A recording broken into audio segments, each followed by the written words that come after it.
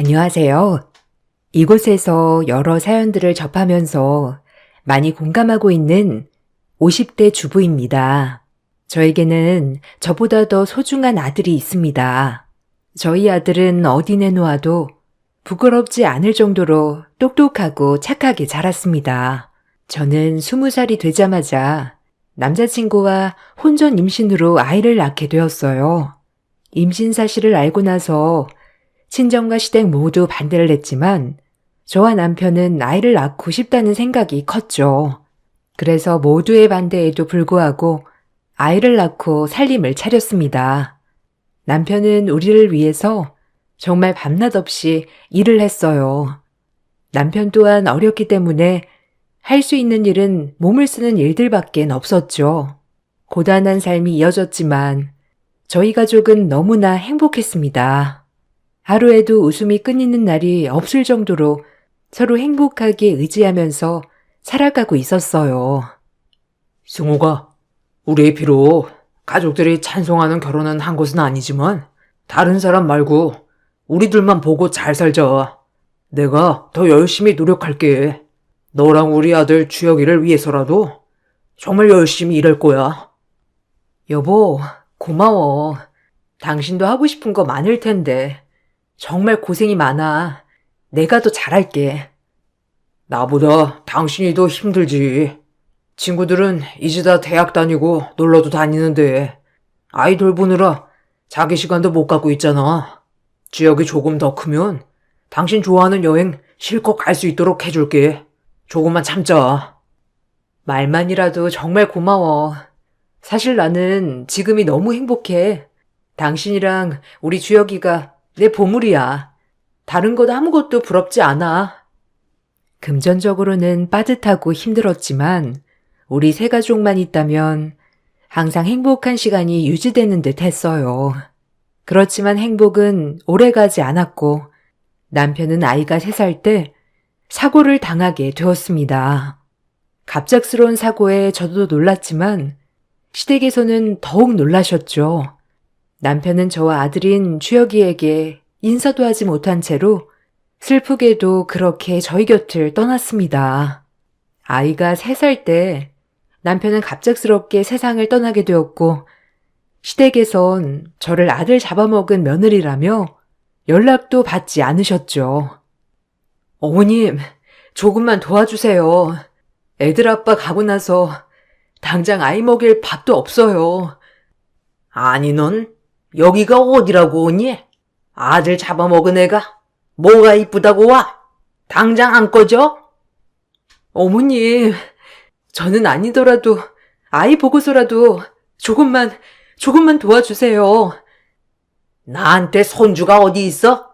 다시 한번 내 눈앞에 나타나기만 해. 시댁에 찾아가 보았지만 오히려 저를 보면서 분노를 하셨어요. 자신에게는 손주가 없으시다며 이야기를 하시는 걸 듣고서는 도움을 받을 수 없겠다 생각이 들었죠. 친정 역시 가난한 상황이라 도와줄 수 없었던 상황이었어요. 결국 저는 아이를 데리고 홀로 안 해본 일 없이 열심히 살아갔습니다. 허드렛 일, 잡일 모두 밤낮 없이 했어요. 아이가 어려서 맡길 수 있는 곳이 없을 때면 등 뒤에 업어서라도 일을 하기도 했습니다. 그렇게 아이가 초등학교에 입학을 할 때까지 정말 바쁘게 지냈었죠. 그러던 어느 날 일을 하고 있던 공장에서 불이 나면서 사고가 발생하게 되었습니다. 불길이 갑작스럽게 번지게 되면서 근무하고 있던 사람들이 모두 빠져나갔지만 저는 갇히게 되었어요. 겨우 구출이 되어서 나왔지만 그 사고로 전신에 화상을 입게 되었습니다. 전신에 화상을 입고 나서 오랜 시간 통증으로 정말 힘들었어요. 그렇지만 저에게 더욱 고통스러웠던 것은 생계였어요. 제 몸이 아픈 것보다 아이 걱정이 더욱 컸죠. 그래서 치료와 휴식이 필요함에도 저는 다시 일을 시작했습니다. 얼굴의 일부분인 화상 자국이 남아있다 보니 주변 사람들은 저를 보면서 화들짝 놀라기도 했어요. 어떤 곳에선 화상 때문에 일을 줄 수 없다는 곳들도 많았죠. 그렇지만 다른 사람의 시선을 신경 쓸 수는 없었습니다. 다행히 아이는 너무나 착하고 바르게 커주었어요. 그은한 사춘기도 없었던 아들이었거든요. 공부를 정말 잘하고 학교에서도 상위권을 놓치지 않을 정도로 똑똑했습니다. 화상 자국으로 혹시나 나를 창피하면 어쩌지 하는 마음에 한 번도 학교 근처로 아이를 데리러 가지 않았지만 아들은 오히려 저를 아무렇지 않게 친구들에게 소개를 해주기도 했어요. 엄마, 왜 거기 있어? 학교 앞에서 기다리지. 아, 그냥 여기가 편해서. 학교는 잘 끝났어? 엄마, 난 괜찮으니까 학교 앞에도 오고 학교에 상담도 와. 엄마, 나는 엄마 얼굴 예뻐. 엄마 얼굴 신경 쓰이지 않아? 괜찮아. 엄마는 지금도 똑같아. 그러니까 이렇게 숨고 있지 말고. 아들은 항상 저의 얼굴을 바라보며 웃어주었습니다. 사춘기가 되면서 제 얼굴이 불편할 수도 있었지만 전혀 그런 기색이 없었죠. 그런 아들이 원하는 길을 갈 수 있도록 저는 열심히 일을 했어요. 아들 대학 학비도 차곡차곡 모아두었습니다. 아들은 그런 저에게 미안한 마음이 들었는지 쉽게 들어갈 수 있었던 명문대도 포기하고 장학금을 받을 수 있는 대학에 들어가려고 했던 일도 있었네요. 주혁아, 오늘 선생님이 전화가 오셨는데 대학 진학 때문에 말이야. 선생님은 명문대 충분히 갈 수 있다고 하시는데 네가 안 간다고 얘기했다면서? 그래도 선생님은 더 좋은 학교에 가는 게 나을 것 같다고 하는데 왜 다른 곳을 지원하겠다고 한 거야? 엄마, 다른 건 아니고 그냥 그 대학에 가고 싶어서 그런 거야. 선생님 말씀으로는 그 대학 입학을 하면 성적으로 장학금 받을 수 있다고 해서 그런 것 같은데 그게 맞니? 그건 맞는데 엄마, 그래서 거기 가고 싶은 건 아니야. 주혁아, 엄마는 주혁이가 가고 싶은 대학으로 갔으면 좋겠어. 돈 때문에 고민하지 않고 말이야. 엄마가 지금까지 열심히 잘 모아왔는데 이렇게 열심히 모아둔 것도 잘 쓸 수 있게 해주면 좋겠구나. 엄마, 나는 어딜 가도 잘할 수 있어요. 그래, 엄마는 아들 믿고 있지. 그렇지만 충분히 갈 수 있는 곳을 돈 때문에 포기하지 않았으면 좋겠어. 알겠지? 주혁이가 어디를 가고 싶던지 엄마는 다 준비가 되어 있으니까 걱정하지 말고. 이건 돌아가신 아빠도 원하는 일이야. 아들과의 대화 끝에 아들은 명문대로 진학을 결심하고 열심히 공부를 한 끝에 합격을 하게 되었습니다. 열심히 공부를 하게 되면서 장학금도 받게 되었죠. 아들은 법대에 입학을 하게 되었습니다. 대학생활 동안에도 아들이 학업에 집중을 할 수 있도록 열심히 일을 했습니다. 아들은 대학생활 동안 아르바이트를 하겠다며 이야기를 하기도 했지만 그때 처음 저는 아들을 혼내기도 했습니다. 엄마, 이제 저도 성인이고 아르바이트 할 수 있어요. 주혁아, 엄마는 공부만 열심히 했으면 좋겠어. 물론 아르바이트를 할 수도 있겠지. 그치만 주혁이가 원하는 길이 있잖아. 엄마가 그걸 지원해주는 것도 엄마의 일이야. 다른 것보다 제 용돈은 제가 알아서 벌어서 쓸게요. 엄마도 일하는 시간 좀 줄이셨으면 좋겠어요. 아들, 엄마 아직 젊어. 지금 젊을 때 일을 해야지. 이제 졸업하고 일 시작하면 평생 일해야 하는데 지금은 공부에 집중했으면 좋겠어.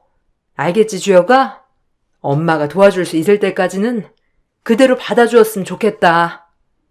저 역시 아들의 마음을 충분히 알고 있었기 때문에 아들의 이런 이야기들을 이해가 되지 않았던 것은 아니었어요. 그렇지만 저는 아들에게 너의 길을 가라고 얘기를 해주었고, 아빠도 모두가 바라는 일이라고 이야기를 했습니다. 소소한 일들이 있었지만 아들은 열심히 자신의 길을 갔고 로스쿨에 진학을 하고 나서 시험을 보고 임용까지 모두 합격을 한 뒤 검사가 되었습니다. 지금까지 열심히 노력한 아들이 너무나 자랑스럽고 행복했어요. 아들의 졸업식 날 저는 제 화상 흉터가 신경이 쓰여서 멍발치에서 아들의 모습을 보고 있었지만 아들은 정말 아무렇지 않은 표정으로 저를 주변 사람들에게 소개해 주었습니다. 어쩌면 신경 쓰일 수도 있고 창피할 수 있었던 저의 모습을 아들은 누구보다 자랑스럽게 생각하고 있다는 것에 정말 많은 감동을 받았죠. 그 이후로도 아들은 검사가 되고 집에 보답을 하겠다며 월급을 통째로 주겠다고 한 적도 있었지만 저는 아들이 자신의 길을 잘 찾아가고 있다는 것만으로도 행복했습니다. 엄마, 이제 일 다 그만둬. 내가 앞으로 엄마 평생 먹여 살릴게. 아들, 엄마는 엄마고 아들은 아들이야.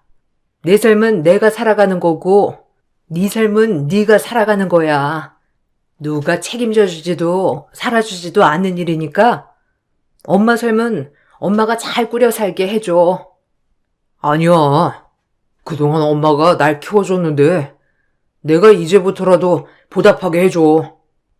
엄마는 아들이 앞으로도 행복하게 잘 살면 그것만으로도 충분해. 엄마는 아직도 일할 수 있는 힘이 있고 내가 정말 힘들어서 못할 때까지는 알아서 일하면서 잘 살 거야. 그러니까 이렇게 월급을 가져다 주지 않아도 돼. 다만 엄마는 이제 엄마의 할 일은 거의 다 한 것 같아. 그러니 사고치지 않고 열심히 아들의 삶을 살아가 준다면 그것만으로도 충분해. 아들은 용돈도 챙겨주려고 했고 집도 이사를 해주겠다며 이야기를 했지만 저는 그런 모든 것들을 거절을 했습니다. 앞으로의 아들의 삶이 더 길고 많이 남아있기 때문이었어요. 저 또한 앞으로 일을 할 수 있는 힘이 있기 때문에 아들의 도움을 지금부터 받을 필요는 없다고 생각을 했었죠.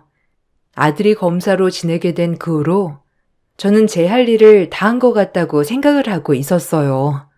마지막으로 해야 할 일이라곤 아들의 결혼이었죠. 그러던 어느 날 아들이 검사가 되고 난 후 처음 아들은 만나는 여자가 있다고 예비 며느리를 데리고 왔습니다. 아들이 근무하고 있는 법원 근처 카페 직원이라고 하더라고요. 어머님, 안녕하세요. 저 주혁씨 여자친구 손민주라고 합니다. 어머, 반가워요. 우리 주혁이랑 얼마나 만났다고 했죠? 네, 이제 1년 되었어요. 어머님, 한번 뵙고 싶었는데 이렇게 만나 뵙게 되어서 정말 너무 좋네요. 아들이 만나는 여자가 있다는 건 알았지만 이렇게 곱고 예쁜 분인지 몰랐네요. 정말 반가워요. 주혁이 말로는 결혼까지 생각을 하고 있다고 하던데. 네, 주혁씨랑 결혼하고 싶어요, 어머님. 허락해 주실 거죠? 그럼요.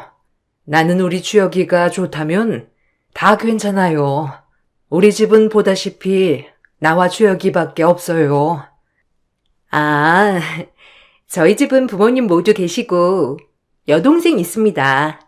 부모님은 복지관을 운영하고 계세요. 며느리는 처음 보는 날부터 싹싹하고 밝았어요.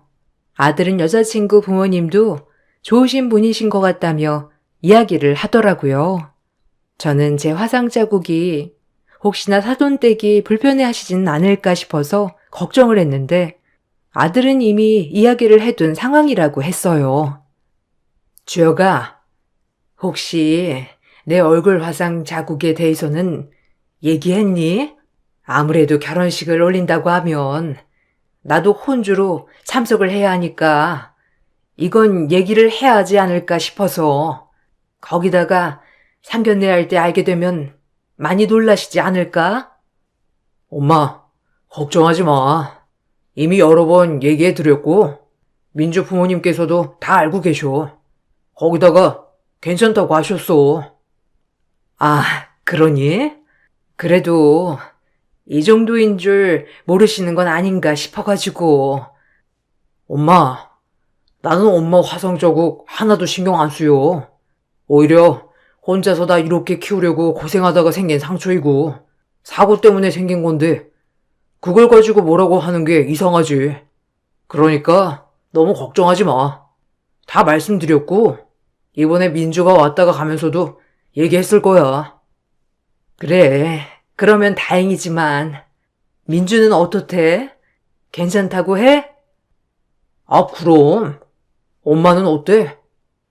엄마는 주혁이가 좋다고 하면 괜찮지. 엄마 신경 쓰지 말고, 결혼하면 둘만 잘 살면 돼, 알지? 사실 그동안 먹고 사느라 화상 흉터에 대해서는 신경 쓰지 않았어요. 오히려 화상 때문에 잘리면 어쩌지 걱정을 하는 것 외에는 이걸 빨리 치료해서 없애야 되겠다 생각은 안 했었거든요. 그런데 아들이 결혼을 한다고 하니 전부터 치료를 해서 조금이라도 나아지게 했어야 했나 이런 생각도 들었답니다. 그렇지만 아들은 정말 좋으신 분들이고 이 모든 것들을 다 알고 계신다고 하니 안심이 되기도 했어요. 그렇게 상견례 날이 다가오게 되었습니다. 그래도 첫 인사를 드리는 날이라 깔끔하게 차려입고 예약된 식당으로 향했어요. 아들과 먼저 도착을 해 기다리다 보니 사돈댁 식구들이 오시더라고요. 아유, 안녕하세요. 저는 주혁이 엄마입니다. 네, 안녕하세요. 민주 엄마예요. 민주 아빠입니다.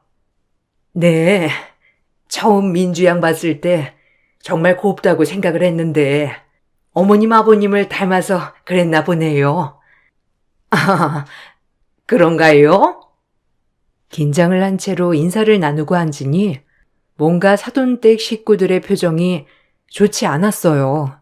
뭔가 마음에 들지 않는 것이 있는 걸까 싶었지만 식사 자리 내내 불편한 얼굴을 하고 있어도 이야기를 하시지는 않더라고요. 아들 역시 표정이 좋지 않았고 식사가 마무리가 되는 도중에 아들은 잠시 예비 며느리를 데리고 밖으로 향했습니다. 그때 안사돈께서 저에게 이야기를 했어요. 저기, 화상 자국이 있다는 얘기는 들었습니다. 네. 20년도 더 되었네요. 사고로 전신 화상을 입게 되었어요. 조금 심하죠? 네, 화상 자국이 있다고 하길래 그냥 약간 있는 줄 알았는데, 생각보다 조금 심하네요. 네. 그래도 화장도 하고 그러면 괜찮습니다. 이게 아픈 건 아니라서요. 네. 그 혹시 예식날은? 괜찮습니다. 화상 자국이지 아픈 건 아니라서 참석할 수 있어요. 혹시 저 혼자 참석하는 게 신경 쓰이셔서 그러신 걸까요? 아니요. 아니, 그게 아니라. 그럼 어떤 것 때문에 그러시는지? 아유, 답답하네, 진짜. 그 화상 자국.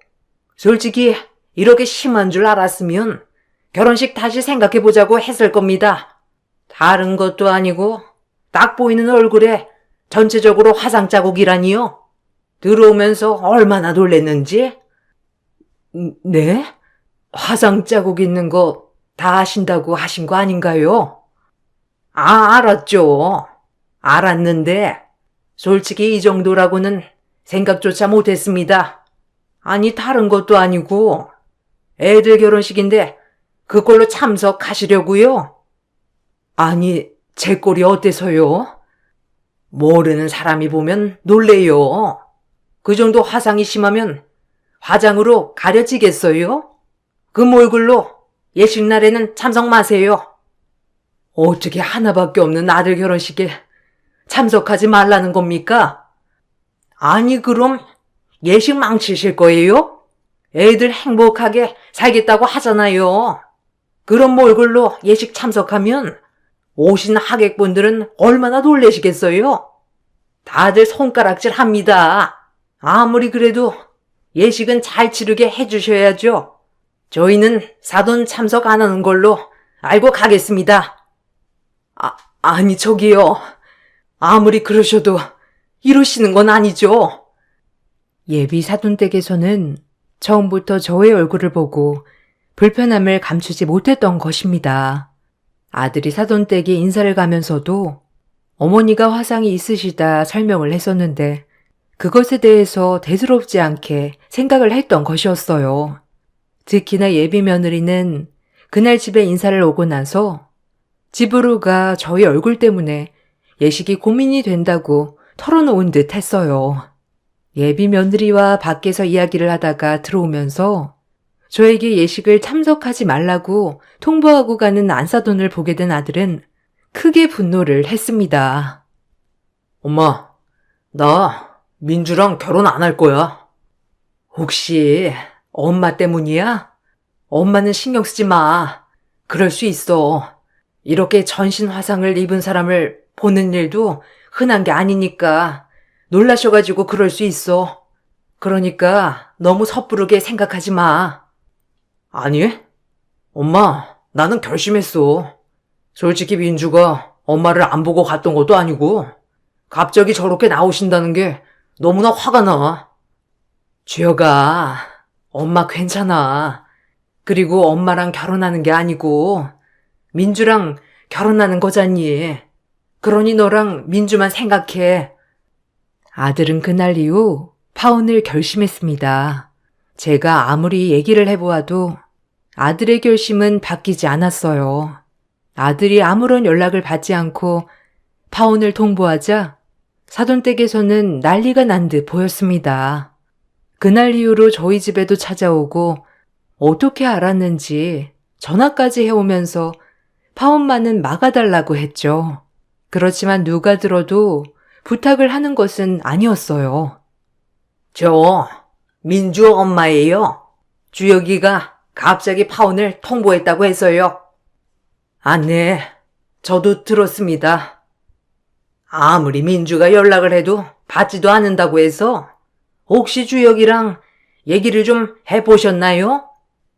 네, 제가 많이 얘기를 해봤지만 마음이 달라지진 않네요. 아니, 엄마란 사람이 이런 일륜지 대사를 그냥 이렇게 망치게 두실 건가요? 다른 것도 아니고 엄마 얼굴 때문에 저희가 불편하다 얘기를 한 거잖아요. 미안하시진 않으세요? 네? 무슨 말씀이신지? 아니, 다른 것도 아니고 다 좋은데 어머님 얼굴 때문에 예식만 참석하지 말라고 한 건데 그것 때문에 파혼한다잖아요. 그럼 어머님께서 나서서 마음 돌리게 해야 하는 거 아니냐고요. 저도 충분히 얘기를 했습니다. 안 했던 거 아니고요. 말을 했지만 주혁이 마음이 그러한 걸 제가 어떻게 돌려놓습니까? 노력 안 하신 건 아니세요? 아니 솔직히 다른 사람들이 봐도 놀랄 수 있잖아요. 뒤에선 주혁이한테 이런 말 들었다면서 우는 소리 하신 건 아니시고요. 그게 아니라면 결혼하겠다면서 먼저 추진했던 주혁이가 이렇게 한순간에 바뀔 수가 있답니까? 사돈댁에서는 마치 제가 그런 얘기를 듣고 상처를 받아 파혼을 종용한 것처럼 이야기를 했습니다. 그 말을 듣고 나서는 너무나 황당했지만 저 역시 제 화상 자국이 아들에게는 걸림돌이 될 수 있다고 생각을 해왔었기 때문에 더욱 걱정이 많았죠. 다시 한번 아들에게 내 상황을 얘기해 보았지만 아들의 마음은 단호했습니다. 주혁아, 파혼한 거 정말 바꿀 생각 없어? 엄마, 난 지금 결정 잘했다고 생각해. 시간이 지나도 후회하지 않을 자신이 있어. 그러니까 걱정하지 말아요. 아들, 지난 30여 년간 정말 열심히 너를 키웠어. 맞아. 그러면서 사고로 화상도 입게 된 거고. 그렇지만 이게 네 탓도 아니고 그 누구의 탓도 아니야. 이건 그냥 내가 감당하는 일이고 어쩔 수 없는 일인 거야. 그렇지만 그게 다른 사람들에게는 불편할 수도 있어. 화상 자국이라는 게 나도 내 얼굴 보면서 놀랄 때가 있으니까. 엄마는 거울을 볼 때만 엄마의 얼굴을 보지만 나는 평생을 엄마 얼굴을 바라보면서 살아왔어. 그 세월 동안 나는 한 번도 엄마의 얼굴이 불편하다고 생각해 본 적 없어.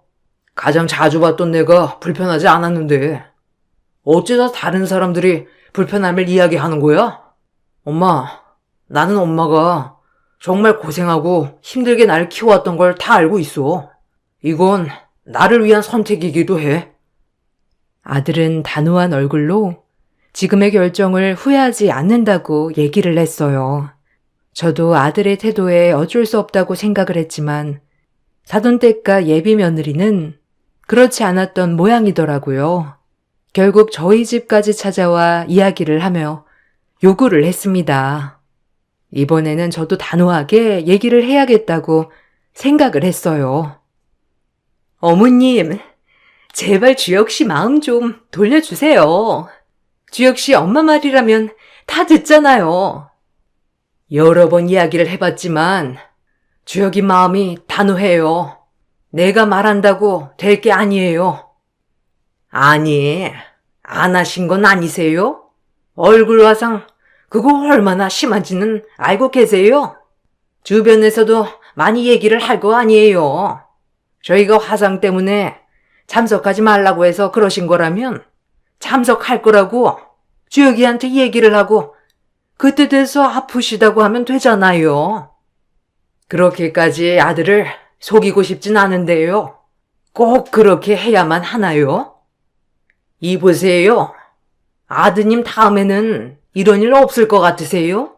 솔직히 홀어머니의 외아들인데 누가 이 집구석에 시집 오려고 하겠어요? 거기다가 아들은 효자에 엄마를 끔찍하게 생각하는데 엄마는 화상 자국에 벌이도 편변치 않지. 평생 시어머니 모시고 살아야 하는 집안에 누가 시집을 오겠냐고요. 이번에만 예식만 잘 넘어가게 해주면 저희도 다른 거 불편하지 않다니까요. 네, 어머님. 제발 도와주세요. 그냥 예식 참석하겠다고 하시고 나중에 몸 아파서 못 가겠다고 하시면 되잖아요. 부탁드려요. 저는 안사돈과 예비 며느리의 말에 기가 막혔습니다. 이렇게까지 결혼을 시켜야 하나 싶기도 하더라고요. 아들이 파혼을 결정한 것은 나에게 한 태도도 있겠지만 예비 사돈댁의 생각을 보고 결심한 것은 아닐까 생각이 들었어요. 아무렇지 않게 얘기를 하는 두 사람을 보면서 정말 어떤 말을 해야 할까 기가 막히더라고요. 자신들이 한 말에 대한 사과가 아닌 다시 결혼식을 올리기 위해서 저에게 거짓말을 하라는 말을 듣고 나서 참담한 심정이었습니다. 두 사람은 저에게 계속해서 설득을 했어요. 기가 막힌 얘기를 듣던 와중에 문이 열리더니 아들이 갑자기 집에 들어왔습니다. 이미 밖에서 안사돈과 예비 며느리가 하는 얘기들을 다 들은 모양이더라고요. 들어오자마자 아들은 울분을 토해냈죠. 지금 무슨 얘기를 하시는 겁니까? 저 이 결혼 안 합니다. 저희 집에서 당장 나가주세요. 주혁 씨, 그게 아니고. 아이고, 지혁아. 그게 아니라. 사돈. 무슨 얘기 좀 해보세요. 그게 아니긴 뭐가 아닙니까? 저 밖에서 다 들었습니다. 더 이상은 얘기할 부분은 없을 것 같네요. 당장 가주세요. 주혁아, 잠시 얘기 좀 들어봐. 그래, 주혁아. 일단 얘기를 좀 해보자. 민주 어머님 하실 말씀 있으시면 하세요. 그게 아니라 사실 저번에 한 얘기도 사과도 할 겸 예식 참석하시라고 말하려고 왔어. 예식 참석이요? 아까 하신 말씀은 그게 아니시잖아요. 저희 엄마한테 그날 아파서 못 가겠다고 얘기를 하라고 한 거 아니세요? 아니, 그냥, 그럴 수 있다는 거지. 그렇게 하시란 말씀은 아니었어. 그게 그거 아닌가요? 저 민주랑 더 이상 결혼 진행 안 합니다. 아들은 태도는 더욱 단호해졌습니다. 혼란 끝에 예비 며느리와 안사도는 집으로 돌아갔어요. 저는 더 이상 아들에게 결혼에 대한 이야기를 하진 않았지만 아들의 분노는 더욱 컸던 모양이더라고요. 며칠 후 아들은 밖에서 점심을 같이 먹자며 불렀습니다. 자리에 가보니 아들 직장 동료분들이 모두 계셨죠. 아, 저희 어머니세요. 이번에 잠시 일을 쉬시고 계셔가지고 같이 점심 하려고요. 아시다시피 제가 파혼하게 되면서 어머니도 상심이 크셔가지고 당분간 같이 식사 좀 하겠습니다. 아, 네네. 안녕하세요. 아, 네. 안녕하세요. 주혁아, 나는 너랑 둘이서 점심 먹는 줄 알았어. 이렇게 다 계신 줄 알았으면 안 올 걸 그랬다. 아니 엄마, 내가 너무 엄마를 사람들한테 소개를 안 해준 것 같아서. 아, 저희 엄마가 저 키우시느라 사고로 화상을 입으셨어요.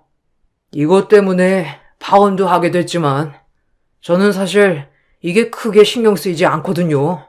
다른 분들은 좀 신경 쓰이시나 보더라고요. 어머, 그런가요? 어머, 저도 괜찮은데요. 근데 이것 때문에 파혼하신 거세요? 아, 네. 그쪽에서 저희 엄마께 결혼식 참석하지 말라고 하셔가지고요, 뭐.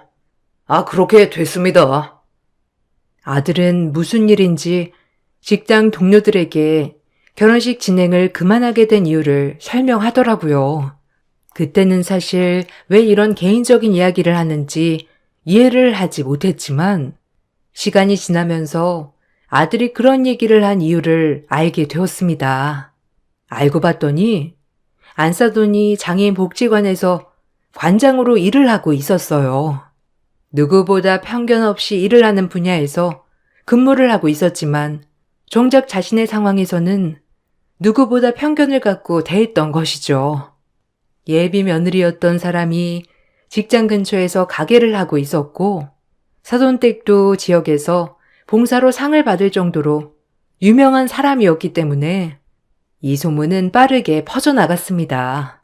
결국 안사돈의 복지관에는 그동안 계속 있었던 지원들도 점점 줄어들기 시작했죠.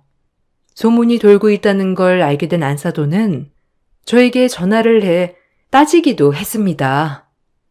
그쪽이 소문 내신 거죠? 네? 무슨 소문이요? 저희가 그쪽 화상 입은 것 때문에 예식에 참석하지 말라고 했던 거예요. 아니, 그런 소문이 있나요? 제가 무슨 이유로 소문을 내겠습니까? 그럼 누가 얘기를 하나요? 제가 무슨 일을 하시는 줄 알면서 그딴 소문을 내신 거예요? 도대체 원하는 게 뭡니까? 사과는 이미 했잖아요. 그런데 이제 와서 이런 소문을 내시는 이유가 뭐냐고요? 파혼도 그쪽에서 먼저 하신 건데 저희한테 왜 그러시는 거예요? 그런 소문 제가 만든 적 없습니다. 그리고 이게 거짓도 아니고 사실인데 뭐가 문제죠? 사람들 입에 오르내린다는 건 그만큼 심한 말을 했다는 거 아닌가요? 제가 언제 그런 심한 말을 했어요? 아, 심한 말을 한 적 없으시다고요? 그럼 누군지 소문이 나도 상관없으신 거 아닌가요? 아니, 그게 아니라, 아휴, 미안합니다. 그러니까 소문 좀 그만 내주세요. 저희 복지관 문 닫게 생겼어요. 소문은 제가 낸 게 아니라 도와드릴 게 없네요. 그리고 복지관 운영하신다면서 그렇게 편견을 갖고 말씀하신 건가요? 참 대단하시네요. 아니, 편견이라니요? 그쪽도 부모니 제 마음 알 거 아닙니까? 그쪽 아드님이 화상 입은 사돈댁에 장가 간다 해도 그러실 건가요? 아마 저랑 다를 바 없으실 것 같은데요? 네, 그렇게 생각하시니 저는 더 이상 할 말이 없습니다. 아, 그러고 보니 강 대표님 아시죠? 이번에 저희 아들 결혼한다고 해서 무척이나 좋아하셨거든요. 저 예전부터 후원해 주신 분이신데 민주 어머님도 아시더라고요. 강 대표님이요? 아니 물류기업 강 대표님 말씀하시는 건가요? 네, 이번에 결혼식도 참석하신다고 하셨는데 아쉽게 되었네요. 그동안 열심히 후원했던 복지관이 오만과 편견에 휩싸인 관장이 자리하고 있다고 하면 어떠실지 궁금하네요. 소문은 빠르게 퍼져나갔고 지역 내에서는 복지관에 대한 이미지도 나빠지기 시작했죠. 결국 관장직을 내려놓게 되었다는 소식까지 들려오게 되었습니다. 나중에 지나가다 보니 예비 며느리가 운영하고 있었던 가게도 임대를 내놓은 상태라고 하더라고요. 나중에 아들과 이야기를 해보니 아들은 그날 이후 파혼에 대한 결정은 자신이 정말 잘한 일이라고 생각을 했다고 합니다.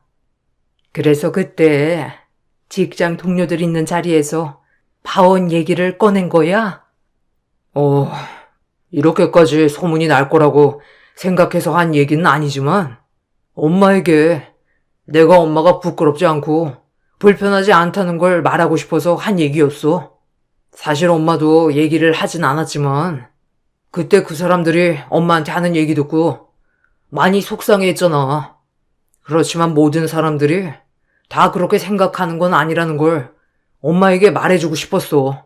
엄마는 열심히 살았고 부끄럽지 않은 삶을 살았는데 왜 보이는 것만 보고 사람들이 평가를 하는지 모르겠어.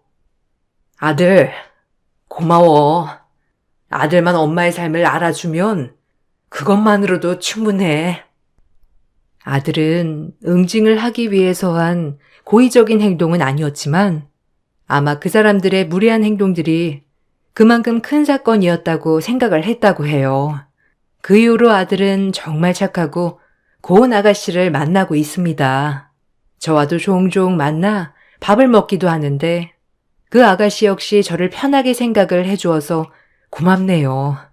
남편이 일찍 세상을 떠나 홀로 아들을 키우며 힘든 날도 많았지만 그래도 이 정도 아들을 키웠다면 잘 키운 거 맞겠죠? 나중에 남편을 만나게 된다면 지금까지 잘 키웠다 칭찬해주면 참 좋겠네요. 모두들 행복하시길 바랄게요. 감사합니다. 안녕하세요. 저는 38살 여자입니다. 제가 요즘 마음이 안 좋아 하루하루 살기가 너무 힘이 드네요. 그 이유는 저에게 상상치도 못한 일이 벌어졌거든요. 어떻게 이런 일이 벌어지게 된 건지 지금도 이해할 수가 없네요. 사건이 시작되기 10년 전 남편과 저는 어쩔 수 없이 떨어져 지내야 했어요. 남편은 해외에서 돈을 벌고 있었거든요. 저도 잠깐이지만 2년 정도 해외에서 근무를 했었고 그때 지금의 남편을 만났었어요. 남편은 용접 일을 하고 있습니다. 대우도 좋고 금전적인 부분에서 부족함 없이 벌고 있어요. 결혼은 한국으로 돌아와서 했습니다. 남편 일자리가 워낙 좋은 편이라 해외에서 일을 그만두고 한국에서 일자리를 알아보는 게 오히려 너무 안 좋았어요.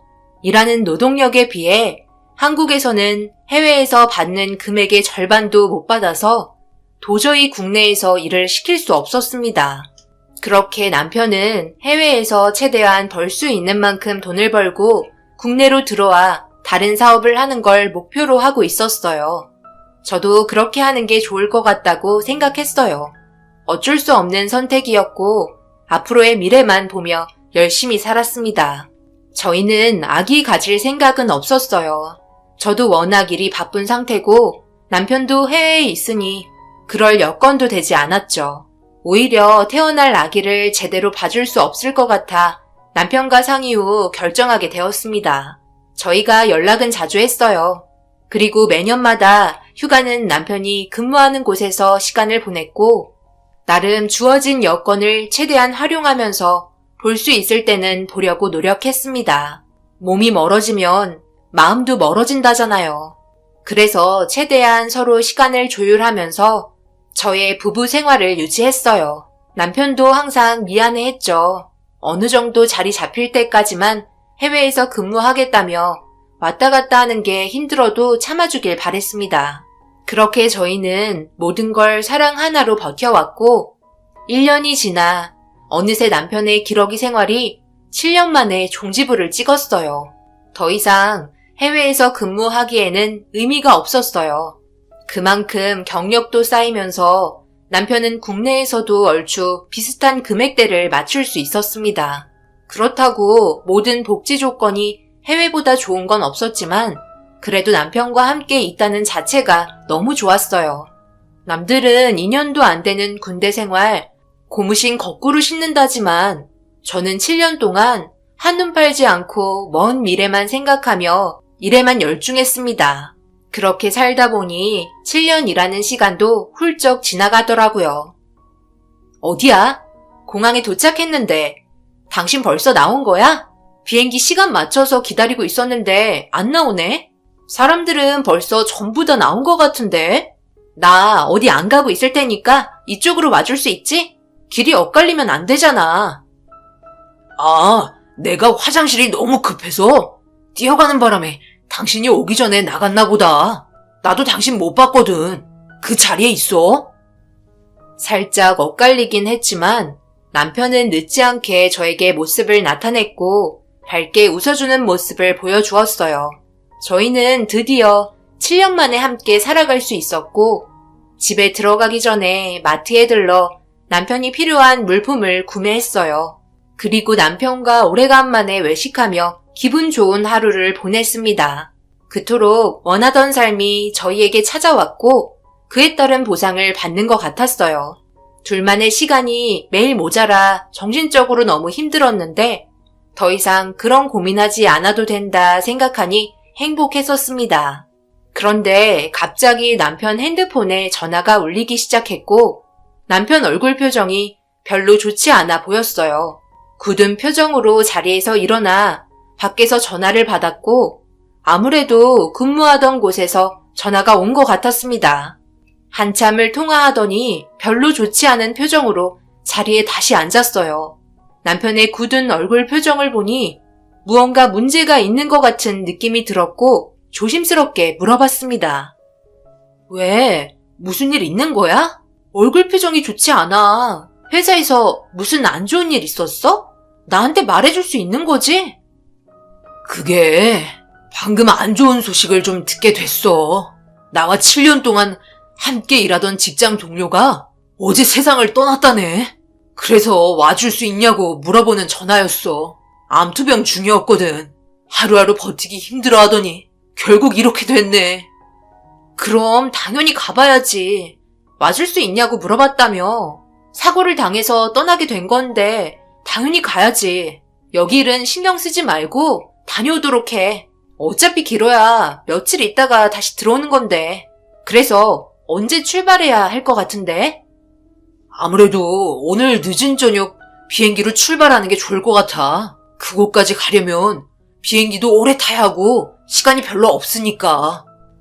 남편은 늦은 밤 비행기를 타고 가야 될 것 같다며 직장 동료를 잃은 슬픔에 괴로워하고 있었어요. 정신적인 충격이 상당한 것 같았고 끝내 눈에서 눈물이 흐르고 말았습니다. 아주 잠깐 함께 있었는데 다시 보내야 한다는 게 마음 아팠지만 어쩔 수 없는 상황이라 이해하고 넘어갔어요. 사람이 떠났다는데 모질게 가지 말라고 할 순 없잖아요. 결국 저녁도 입에 들어가는지 코로 들어가는지 모를 정도로 급하게 마무리 짓고 공항까지 바래다 줬습니다.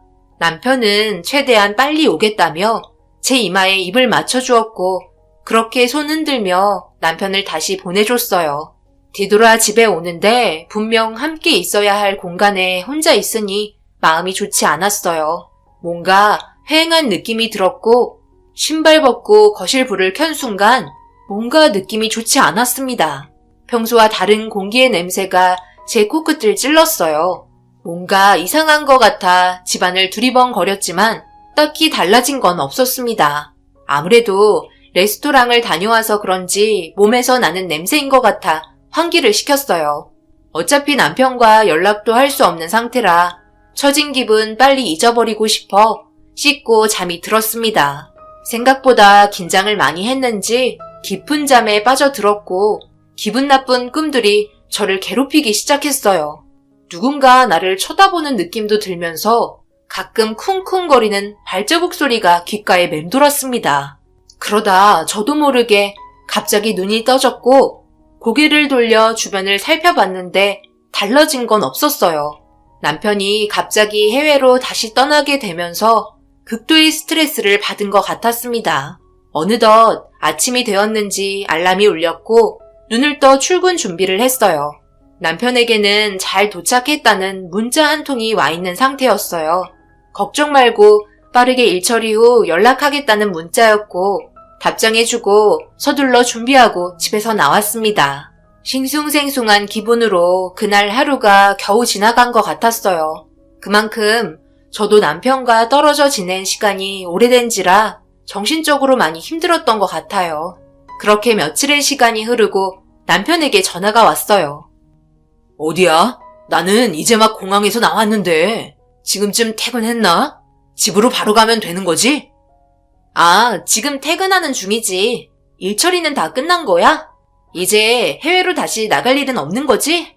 7년 동안의 기다림보다 며칠간의 시간이 더 오래 기다린 것 같은 느낌이 들 정도로 너무 힘들었어. 아무런 준비가 되어 있는 상태가 아니라서 더 그랬나 봐. 일단 오늘은 너무 늦었으니까 집에서 보는 걸로 하자. 내가 장 봐서 들어가도록 할게. 저녁은 집에서 먹자. 남편이 모든 일을 마치고 한국으로 다시 돌아오자마자 기분은 벌써 한껏 들떴고 도착하기 전에 부랴부랴 장 봐서 집으로 들어갔습니다. 그런데 요즘 들어 느낀 건데 집에서 이상한 느낌이 계속 들기 시작했어요.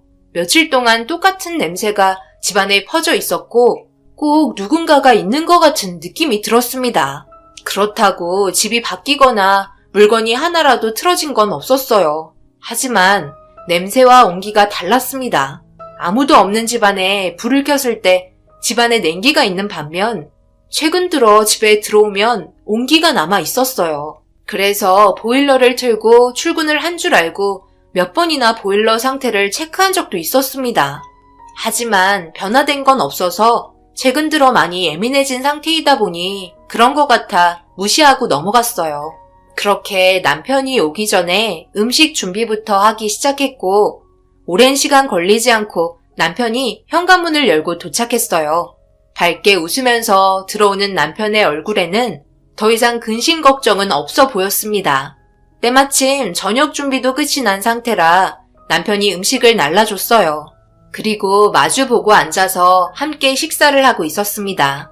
배가 많이 고팠는지 허겁지겁 먹더라고요. 더 이상은 해외에 나갈 일은 이제 전혀 없는 거지? 이제 나도 당신 해외로 나가는 거 참기 힘들어. 우리 7년 동안 떨어져 지내면서 정말 힘들었었잖아. 이제 더 이상은 안 돼. 무슨 일이 있어도 해외로 나가지 마. 그동안 나도 배려 많이 했다고. 이번 일만큼은 어쩔 수 없는 상황이었지만 웬만해서는 내 생각도 해줬으면 좋겠어. 무슨 말을 하는지 알지? 당연히 알지. 이제 더 이상 나갈 일 없어.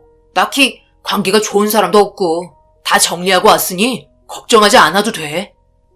앞으로 어떻게 해야 될지 깊이 생각해 봐야 되겠다. 아무래도 원래 하던 일을 하는 것보다 처음 우리가 계획했던 거 있잖아. 사업 말이야. 전공을 살리는 것도 좋긴 한데 내가 그동안 계획했던 사업이 있거든. 밥 다 먹고 설명해 줄 테니까 당신은 어떻게 생각하는지 의견을 들어보고 싶네. 그래도 이 사업 계획하는데 몇 년은 준비한 것 같아. 생각보다 괜찮은 사업이야. 남편은 벌써 계획을 세우고 있었어요. 워낙 쉬는 걸 싫어해서 한시라도 가만히 있지 않았습니다. 그런 매력에 빠진 것도 있었어요. 이 남자와 결혼하면 굶어 죽지는 않겠구나 생각했었죠. 그렇게 저녁 다 먹고 남편은 몸이 찌뿌둥하다며 씻으러 들어갔어요. 저는 설거지하고 음식물 쓰레기 버리러 잠시 나갔습니다. 쌀쌀한 날씨가 너무 싫어 급하게 음식물 쓰레기 버리고 들어가려고 하는데 어떤 여자가 저를 쳐다보고 있더라고요. 검은 형체의 모습만 보이고 있길래 오싹한 느낌도 들어 뒤도 안 보고 급하게 뛰어서 들어갔습니다. 기분 나쁜 모습으로 쳐다보는 게 마음에 들지 않았어요. 그렇게 집에 들어갔는데 남편이 씻는다고 해놓고선 아직까지 화장실에 들어가지 않길래 무슨 문제 있냐고 물어봤어요. 남편은 속옷이 어디 있는지 까먹었다며 난감한 표정을 하고 있었습니다. 그런데 얼굴 안색이 좋아 보이지 않았어요. 얼굴 표정이 왜 그래? 무슨 도둑질을 하다가 걸린 것 같은 표정을 하고 있네? 당신, 나 몰래 뭐 했어? 나는 당신 표정만 봐도 거짓말인지 아닌지 바로 알 수 있는 거 알지? 식은땀까지 흘리고 무슨 일 있는 거야? 왜 아무 말도 못 하는데? 그게 집에 들어와서 그런지 계속 신호가 오네. 배가 아파서 아무래도 약을 좀 먹어야 할 것 같아. 소화가 잘 안 되네. 남편은 복통을 호소하고 있었어요. 아무래도 급체한 것 같아 약을 건네주었고 손가락도 따줬습니다. 어느 정도 시간이 지나니 금세 좋아졌는지 혈색도 다시 원래대로 돌아왔어요. 그렇게 남편은 씻고 나왔고 저는 집안일을 끝내고 커피 한 잔을 하고 있었습니다. 그런데 창밖 풍경을 보며 여유를 가지고 있었는데 어두컴컴한 밖을 내려다보니 아까 음식물 쓰레기 버렸을 때 그때 서 있던 여자가 움직이지도 않고 그 자리에 우두커니 서 있더라고요. 너무 소름이 돋아 남편을 불렀어요. 여보, 이쪽으로 와봐. 저기 저 여자 보여? 내가 아까 음식물 쓰레기 버리고 있는데 그때부터 지금까지 한 발자국도 움직이지 않고 그 자리에 버티고 서 있다? 분위기도 완전 안 좋지. 누군가를 기다리는 건가?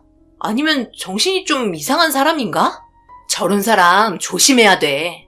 뉴스에도 많이 나오잖아. 항상 가까이 가지 않게 거리 유지해야 되는 거 당신도 잘 알지? 그러게. 저런 사람이 우리 동네에 있냐? 무섭게. 아무래도 민원 들어올 것 같은데 내가 경비실에 신고할까? 남편이 경비실에 연락하려고 하는데 제가 그냥 하지 말라고 말렸어요. 어떤 사유 때문에 저런 행동을 하는 건데 괜히 건드려서 좋을 거 없다 생각했습니다. 남편은 제 말을 순순히 따랐고 우리한테 피해준 거 아니니 그냥 넘어가자며 안방으로 들어갔어요. 저희는 결혼하자마자 서로 떨어져 지낸 상태라 결혼한 지 7년이 지났는데도 신혼이나 다름이 없었습니다. 아무래도 분위기가 조성이 되다 보니 서로에 대한 사랑을 느꼈고 신혼 같은 밤을 보내려고 준비하고 있었는데 거실에서 뭔가 쿵 하는 소리가 들리더라고요. 생각보다 큰 소리가 들려서 너무 놀라 그동안 제가 겪었던 일에 대해 설명하기 시작했고 가만히 듣고 있던 남편은 기분 탓일 것 같다며 거실로 나간 남편이 불을 활짝 켜더니 아무것도 없지 않냐고 저를 진정시켜 주었어요. 그렇게 다시 거실 불을 끄고 안방 문을 닫았는데 그 순간 엄청난 소리가 재차 들려왔고 남편 또한 얼굴 표정이 정말 굳은 상태로 거실을 향해서 보고 있었어요. 저는 너무 무서워서 남편 뒤로 숨었습니다. 너무 무서워서 일단 급하게 안방 문을 걸어 잠갔어요. 그리고 경찰에 신고를 하려고 하는데 남편이 기다려보라며 밖의 상황을 듣고 있었습니다. 그리고 충격적이게도 누군가가 쿵쿵거리면서 뛰어다니기 시작했고 거실에 꽤 많은 사람이 있는 것 같았어요. 너무 무서워서 저도 모르게 눈물이 흘렀습니다. 그동안 저 혼자 지내고 있었는데 그때 몸으로 느꼈던 촉이 진짜 맞았어요. 누군가가 저희 집에서 생활하고 있는 것 같았습니다. 저는 몸이 부들부들 떨리기 시작했고 그런 모습을 보고 있던 남편이 굳은 표정으로 안심하라며 괜찮다고 진정시켜주려고 노력했어요. 그런데 그 순간 안방문을 갑자기 쾅쾅거리기 시작했고 충격적이게도 안방문 반대편에서 들린 목소리는 생각보다 어린 아이의 목소리였어요. 그리고 남편 보고 아빠라며 외치고 있었습니다. 저는 너무 놀라 문을 활짝 열었고 저를 본 사람은 다름 아닌 한 명이 아닌 두 명의 남녀였어요. 한 명은 생각보다 꽤 큰 아이였고 또 한 명은 그보다 한두 살 어린 아이들이었습니다. 그런데 문제는 남편을 보며 아빠라고 하는 말이 너무 황당했어요. 아빠? 누구 보고 아빠라는 거야? 그리고 지금 너희들 무턱대고 집에 들어오거나 하면 안 되는 거 알지? 어떻게 들어온 거니? 바른 대로 대답하지 않으면 아줌마가 경찰에 신고할 거니까 모든 걸 숨기지 않고 대답하는 게 좋을 거야.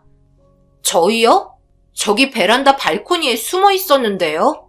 저희가 정체 숨기느라 얼마나 힘들었는지 알아요? 아빠, 언제까지 이렇게 있어야 하는 거예요? 정말 힘들어 죽겠다고요. 더군다나 베란다 너무 춥잖아요. 뭐? 아빠? 아까부터 누가 누구의 아빠라는 거야? 나는 너희들을 처음 보는데 너희 부모님 어디 간 거니? 여보, 뭐라고 좀 해봐. 미안해 여보. 다 내 잘못이야. 저기 있는 아이들 다 내 자식이야. 해외에서부터 키우던 아이들이었어. 뭐? 지금 이게 뭔 소리야? 그러니까 저기 있는 아이들이 당신 자식이라고? 당신 피가 섞여 있는 진짜 자식인 거야? 무슨 말이라도 해봐. 왜 말을 못하는데? 당신한테 아빠라고 그러잖아. 진짜 당신 핏줄이냐니까? 애들은 또 어떻게 들어왔어? 저번에 내가 공항에 먼저 도착했다고 했잖아. 당신이 나 기다리고 있을 때 화장실 갔다 온 날. 그때 내가 집 주소랑 현관 비밀번호 알려주고 몰래 집에 들어오게 했어. 며칠만 있다가 해결하려고 그랬어. 내 말 믿어줘. 그리고 얘네들 내 친자식들은 아니야. 대신 돌봐주고 있는 거야. 진짜야. 그래서 나한테 아빠라고 그러는 것 같아. 엄청난 일이 터지고 말았고 전혀 예상하지 못했던 충격적인 상황에 어떻게 해야 할지 모르겠더라고요. 더군다나 이 아이들이 저희 집에서 그동안 숨죽이고 있었다는 게 더 놀라웠습니다. 그리고 이런 일들을 나한테 숨겼다는 게 이해하기 힘들었어요. 남편의 표정을 살펴보니 저한테 분명 거짓말하는 것 같은 느낌이 들었었고 왜 데려왔는지부터 설명을 들어야 했습니다.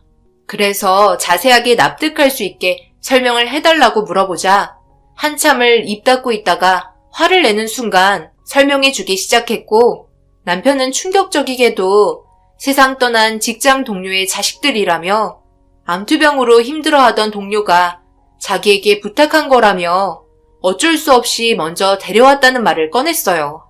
그러면서 하는 말이 저희가 이 아이들의 인생을 책임져 주고 싶다는 받아들일 수 없는 말을 꺼내놓았습니다. 저는 고개를 절레절레 흔들면서 받아들일 수 없다 했어요. 다 큰 자식들을 걷어들여서 키운다는 게 쉬운 문제도 아니었고 제가 원하던 삶과는 아예 다른 방향으로 흘러갔기 때문이죠. 그런데 그 순간 갑자기 현관문에서 초인종 소리가 들리더라고요. 인터폰을 확인해보니 저는 비명을 지르고 말았습니다. 인터폰에서 얼굴을 내밀고 있던 사람은 다름 아닌 음식물 쓰레기 버릴 때 저를 빤히 지켜보고 있었던 여자였어요. 그런데 남편이 조용히 현관문을 나서더니 문을 덜컥 열어주더라고요. 정신 나갔냐고 절대 열어주지 말라고 화를 냈는데도 남편은 아무 말 하지 않고 현관문을 열었습니다. 그러자 밖에 서 있던 여자가 밝게 웃으면서 집으로 들어왔고 그 여자를 본 아이들이 갑자기 엄마라고 외치며 달려가 끌어안았어요. 남편은 저에게 조심스럽게 다가왔어요. 그 친구의 아내 되는 분이셔. 외국에서 살기 힘들다며 한국에서 살고 싶다고 부탁하셔서 이번에 데려온 거야.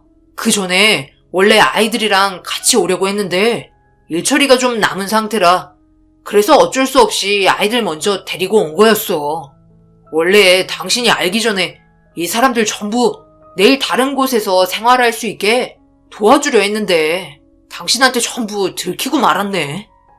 차라리 이렇게 될 바에 나한테 먼저 얘기하지 그랬어. 그럼 어느 정도 마음의 준비는 했을 거 아니야. 느닷없이 이렇게 내 앞에 막 나타나면 내가 어떻게 받아들이라는 거야. 그래서 당장 계획은 있는 거야? 어떻게 할 건데? 일단 가까운 호텔에 데려다 주고 올게. 그동안 숨기고 있어서 미안해. 당신이 반대할까봐 그랬어. 그래서 집안에 온기가 있었고 이상한 냄새가 났던 거였어요. 그리고 무언가 이상했던 건 퇴근하고 들어오면 냉장고의 음식들 위치가 조금씩 바뀌어 있었는데 그런 거 전부 다 기억하는 사람이 어디 있어요. 그냥 무심코 넘겼었죠. 라면도 한두 개가 비어있는 것 같았지만 집에 라면 봉투가 있는 것도 아니었고 들킬 수 있었던 여러 가지의 사건들을 전부 철저하게 숨기며 생활하고 있었습니다. 그리고 아이들은 제가 눈을 붙이고 있을 때 거실에 나와서 눈을 붙이고 한 것 같았어요. 남편과 함께 온 그녀는 아이들을 데리고 현관문을 나섰고 금방 호텔에 보내고 오겠다며 자리에서 벗어났습니다. 저는 진정되는 마음 가라앉히며 발코니에 들어가 봤는데 그때 당시 그래도 가을이었기 때문에 그렇게 춥진 않았어요. 그리고 발코니 끝에 있던 창고의 문을 열어보았고 그 안에는 너무나도 충격적인 현장을 발견하고 말았습니다. 아이들이 그 안에서 이것저것 먹고 있었는지 쓰레기가 가득했어요. 제가 모르고 있던 음식들까지 전부 있었고 아무래도 남편이 아이들한테 돈을 쥐어준 것 같았습니다. 그래서 제가 들어올 시간에 맞춰 창고 안에서 생활했던 거였죠. 모든 현장을 확인한 저는 확실히 이상하다고 느끼고 있었어요. 일하는 동료가 죽음과 동시에 의문의 여자까지 데려오고 첫날에는 자식들까지 데리고 들어와 저 몰래 먼저 집에 들어오게끔 했다는 게 납득이 되지 않았어요. 그렇게 창고에 있던 쓰레기가 며칠 동안 묵었는지 거실에서 펼쳐지던 똑같은 냄새가 올라왔어요. 전부 다 치우며 애를 먹었고 남편이 뒤늦게서야 집에 들어왔습니다. 그런데 아이들이 창고에서 생활을 많이 했는지 머리카락이 상당히 많이 빠져 있더라고요. 그래서 혹시 몰라 있는 대로 전부 모아서 주머니에 넣었고 남편은 제가 발코니 창고에서 부산하게 움직이자 미안했는지 도와주기 시작했습니다. 그렇게 모든 일이 끝이 나고 둘이 서로 마주 앉아 모든 걸 진실되게 이야기했으면 좋겠다며 남편을 똑바로 쳐다보며 얘기하는데 아까 했던 말 전부 다 진실이라고 자기를 믿어달라는 말을 꺼냈어요. 확실히 믿어도 돼? 그런데 왜 하필 당신이 돌아올 때 전부 데려온 것 같지? 나한테 숨기려 했다가 딱 걸린 것 같은데?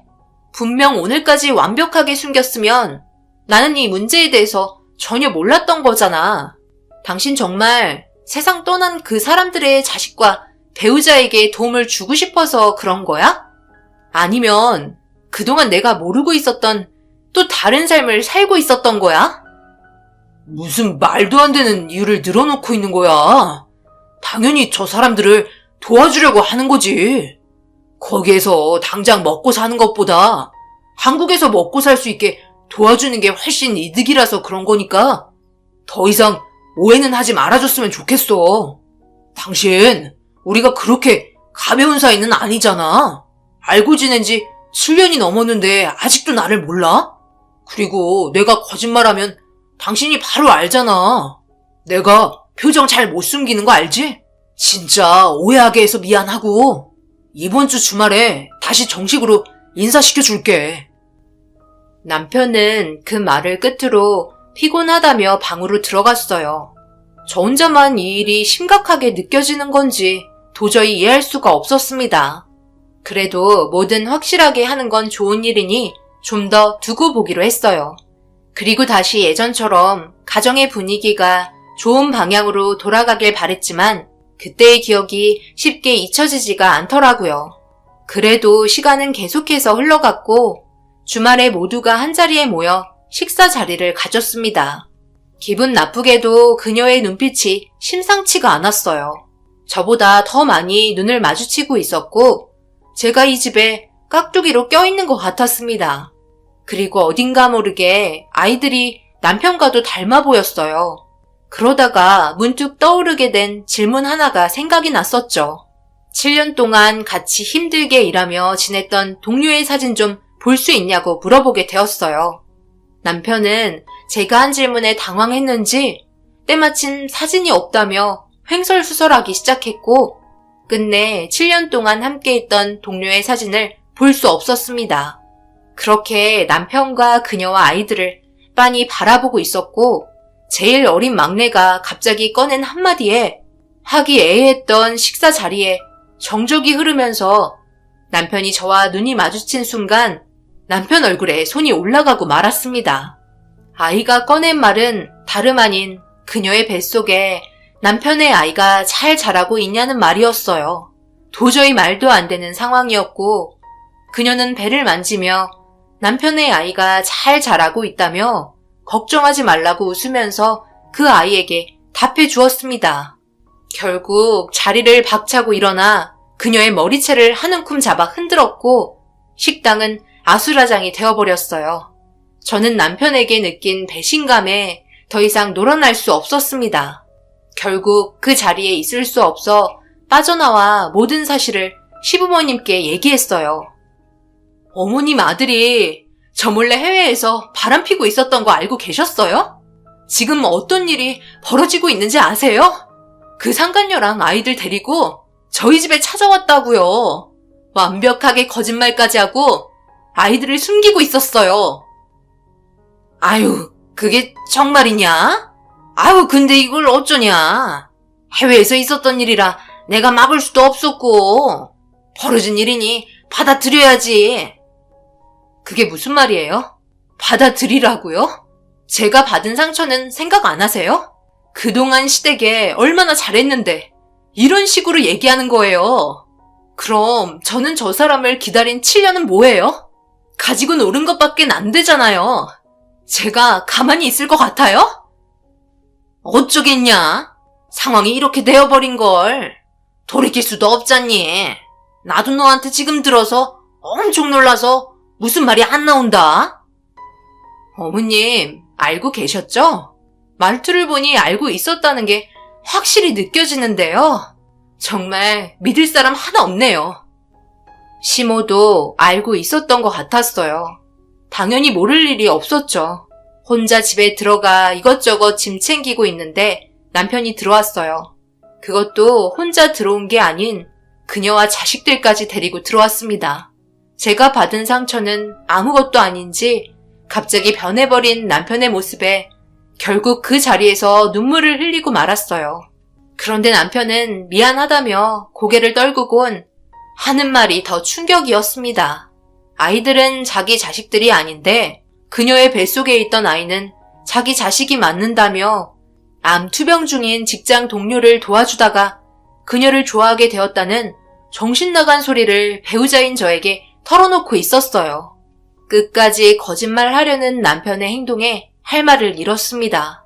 바람 피운 기간을 단축시켜 위자료를 덜 주려고 하는 수법인 거 저는 잘 알고 있었고 남편이 하는 말 하나도 믿을 수 없으니 유전자 검사를 통해 두 눈으로 직접 확인한 후 처벌이 내려질 거라고 소리치고 나왔습니다.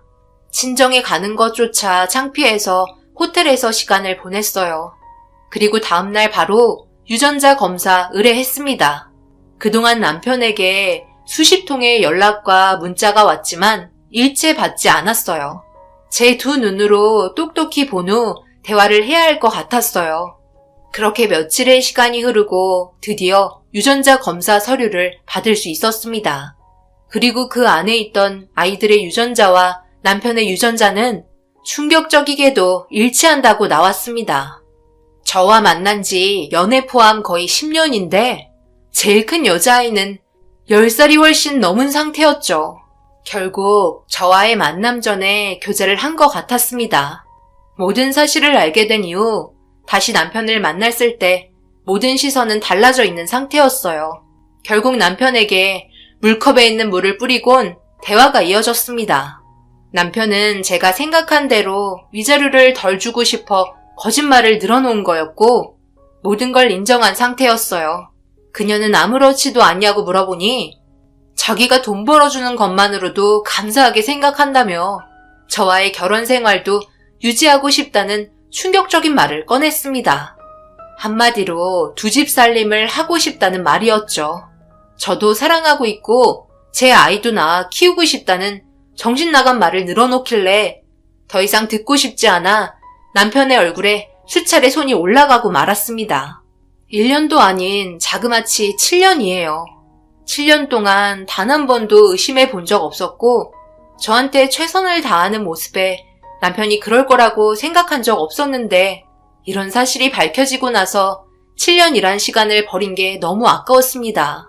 결국 이 문제를 법적으로 처벌했고 제가 받을 수 있는 건 그 사람과 이혼하면서 얻게 된 얼마 되지도 않는 위자료 뿐이었습니다.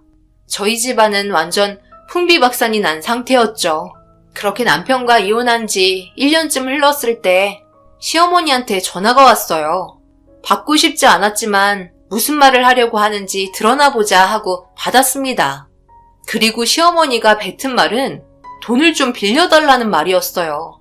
생활비가 없어서 힘들다며 애원하고 있었습니다. 어이가 없었죠. 해외에서 돈 잘 벌던 그이에게 돈 달라고 하라며 끊으려는데 엄청난 말을 듣게 되었습니다. 남편이 양쪽 두 눈을 실명하게 되었다는 충격적인 소식이었어요. 용접을 하다가 안면 가리개를 해야 하는 상황에서 작업 준비가 되지 않아 대충 하다가 용접불똥이 양쪽 눈으로 튀면서 크게 다치게 되었고 결국 돌이킬 수 없는 사고가 나게 되었다는 결과를 맞이했습니다. 생활이 너무 안 돼서 어쩔 수 없이 전화해봤다며 미안하다고 눈물을 흘리시곤 전화를 끊으셨네요.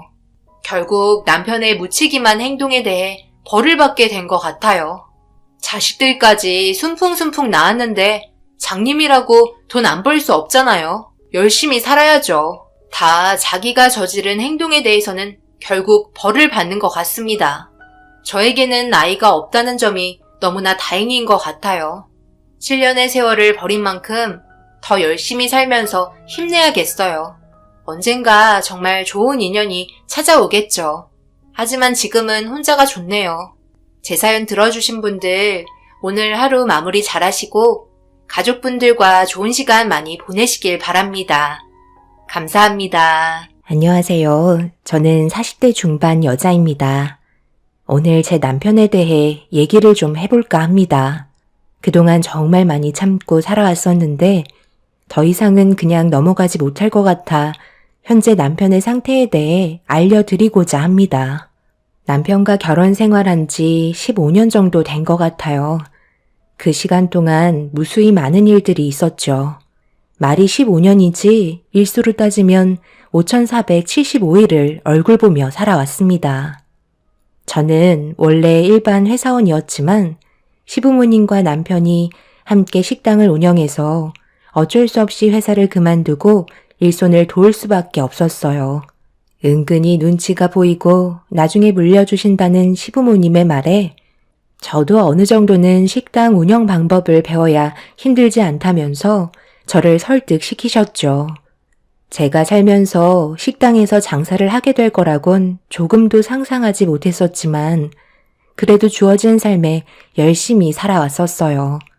딸 둘 낳고 환경에 맞게 육아와 식당 일을 병행하면서 정말 땀 흘리며 삶을 보내왔었는데 시부가 음식 배달을 나가시다가 사고로 세상을 떠나시게 되시는 불행이 한번 찾아왔습니다. 그때 당시 집안의 제일 큰 기둥이 무너지게 되면서 저희의 삶에도 많은 변화가 생겼었어요. 장례가 끝이 나고 남편의 태도는 예전보다 더 심해지고 있었죠. 결혼을 해도 철이 덜 들어서 언제나 시부에게 욕을 먹고 살면서 항상 바른 길로 가게 하려고 잡아주셨지만 더 이상 시부가 곁에 없어지니 남편은 고피가 풀린 듯 안 좋은 행동들을 계속해서 보이기 시작했습니다. 그런 모습을 보면서 저도 그렇고 시모도 정말 많은 눈물을 흘렸었어요. 매일 시부의 눈치만 보며 살아왔던 남편이 눈에 가시 같은 시부가 안 계시자 자기 하고 싶은 대로 해도 된다고 생각했었는지 하루가 멀다 하고 사고를 쳤었어요. 술을 먹어도 곱게 먹으면 되는데 꼭 옆 테이블 사람과 시비가 붙었었죠. 그것뿐만 아니었어요. 노름은 당연했고 술집 여자들과도 거침없이 놀면서 시부에게 억제당했던 걸 해소라도 하는 듯 망나니처럼 행동을 해왔었죠. 당장이라도 이혼을 하고 싶었지만 상황이라는 게 참 그렇더라고요. 아무리 직원이 있어도 시모 혼자 관리하는 건 역부족이었고 저도 딸이 둘이나 있는 상황에서 무작정 남편과 이혼을 결정하는 건 쉽지 않았습니다. 시모와 그동안 손발을 맞춰왔었고 함께했던 좋은 추억들이 많았는데 남편 하나 때문에 모든 걸 놓치고 싶지 않았었어요. 그래서 언젠가 집안의 가장으로서 다시 자리를 잡아줄 거라 믿고 있었습니다. 시모와 저는 묵묵히 남편을 기다려주며 현실에 놓인 일부터 처리하기로 했었죠. 그렇게 피눈물 쏟으며 바쁘게 살아오다 보니 벌써 40대 중반이 되어버렸습니다. 남편은 예전이나 지금이나 크게 달라진 것 없이 살아왔었고 딸들도 머리가 어느 정도 커서 그런지 자기 아빠를 창피해하면서 거리를 두었어요.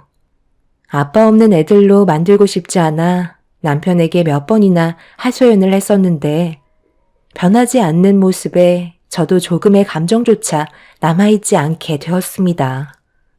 그런데 어느 날부터 남편의 행동에 조금씩 변화가 보이기 시작했어요.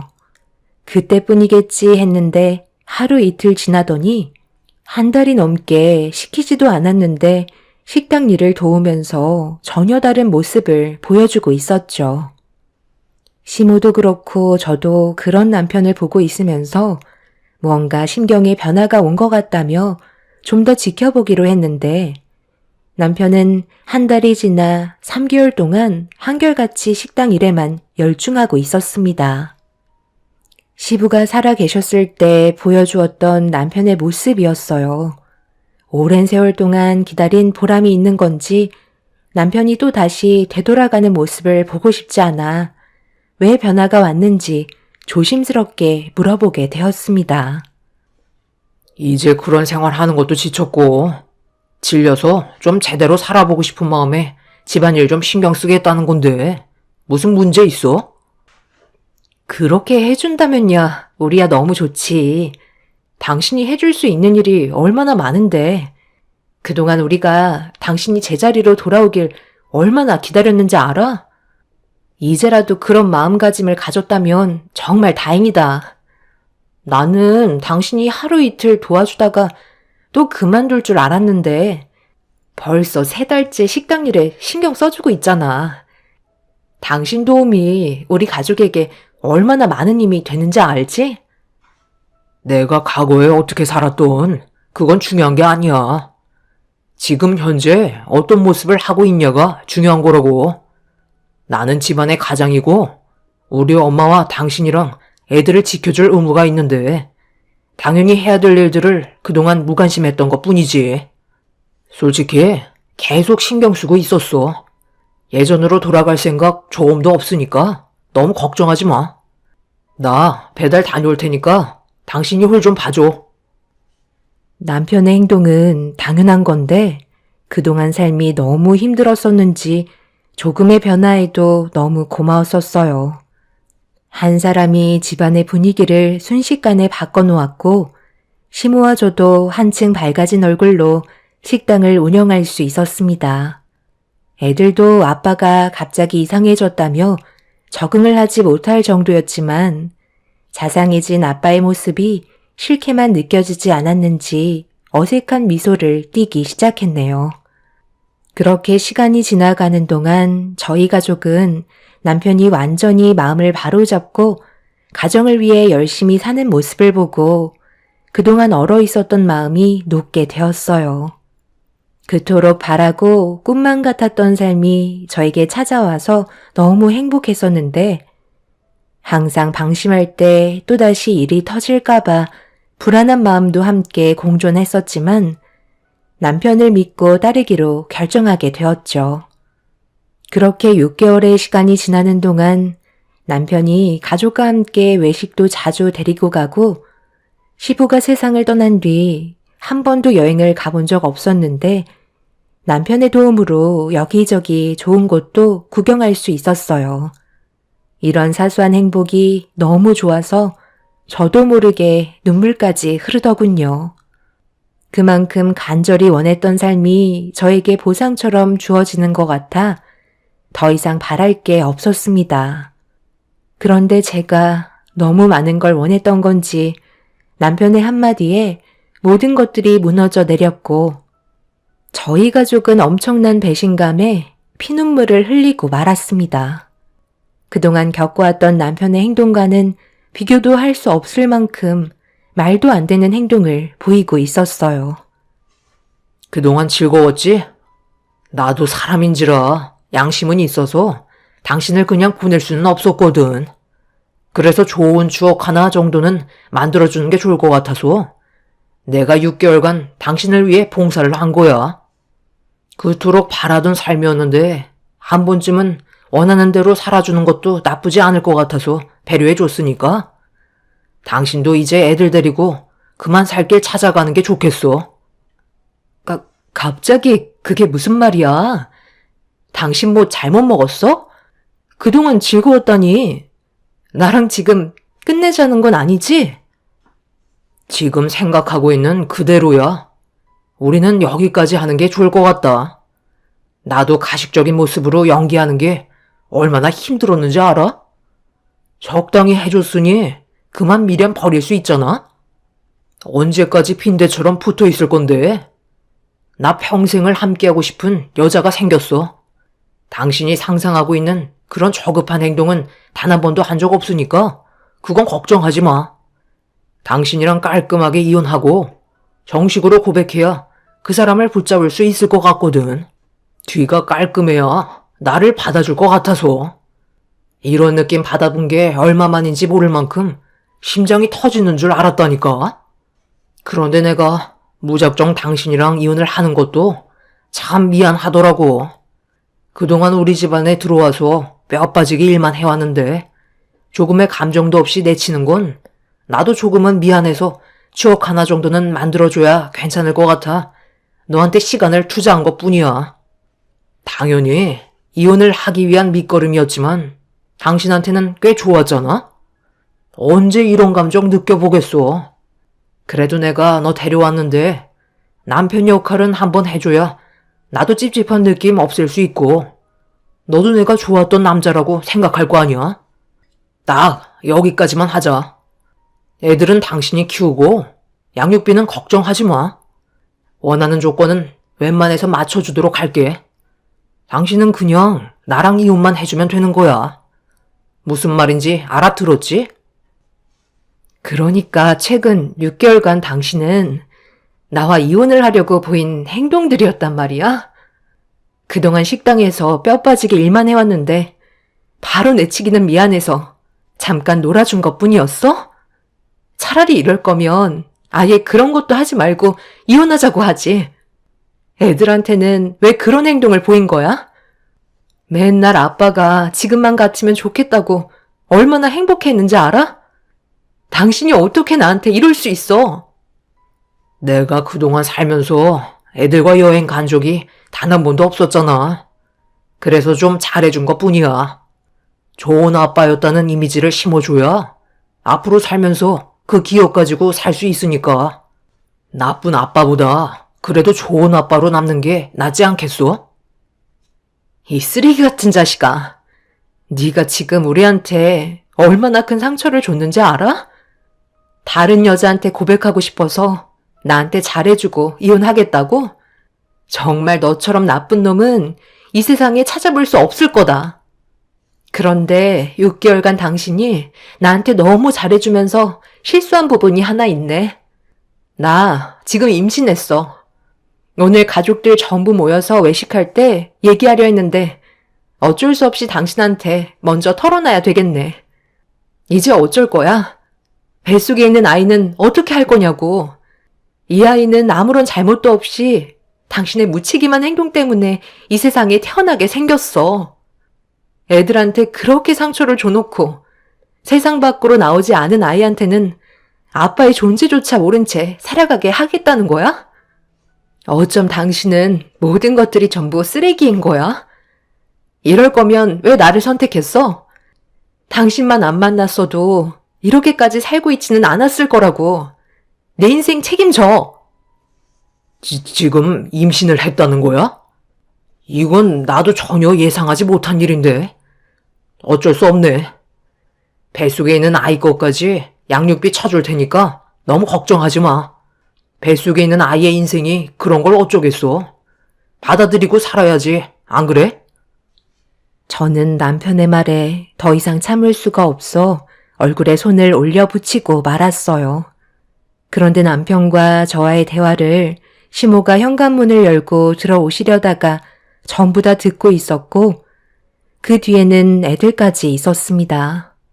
시모는 신발도 벗지 않은 채 거실로 달려와 남편의 멱살을 잡으면서 어떻게 그럴 수 있냐며 동네가 떠나갈 정도로 난리를 치셨습니다. 애들은 눈물을 흘리면서 방으로 들어가 버렸고 저는 너무 큰 충격으로 인해 아랫배에 심각할 정도로 통증이 생겨 소파에 주저앉아 배를 움켜쥐고 있었습니다. 순식간에 모든 것들이 또다시 무너져 내리는데 더 이상 남편과 싸울 것도 없을 것 같아 결국 이혼을 결심하게 되었네요. 시모는 저를 부추기며 방으로 들여보낸 뒤 남편에게 온갖 욕설을 퍼부으면서 절대 이혼만큼은 안 된다고 얘기했지만 남편은 이미 마음을 굳혔는지 더 이상 물러날 수 없다면서 다른 사람과 새롭게 시작하겠다며 집 밖으로 나가 버렸습니다. 시모도 많이 놀라셨는지 땅을 치며 오열을 하셨고 집안 전체가 눈물바다가 되는 불행이 찾아오게 되었죠. 아무것도 바란 것 없이 그저 행복이라는 단어 하나만 가지고 싶었는데 그것조차 얻지 못한다는 게 너무 괴로웠었어요.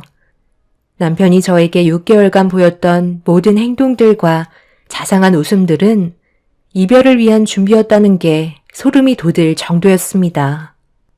그날 이후 남편은 한동안 모습을 보이지 않더니 며칠 뒤 한쪽 손에 서류 한 장을 들고 식당으로 찾아왔어요. 예상했던 대로 이혼 서류길래 그 자리에서 바로 사인해 주었어요.